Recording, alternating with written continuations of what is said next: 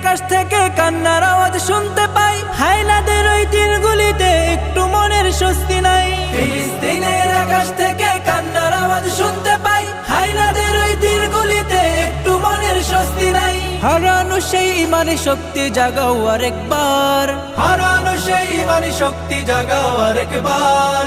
উচ্চ স্বরে তাকবীর বলো আল্লাহু আকবার, আল্লাহু আকবার, আল্লাহু আকবার, আল্লাহু আকবার, আল্লাহু আকবার, আল্লাহু আকবার, আল্লাহু আকবার, আল্লাহু আকবার, আল্লাহু আকবার।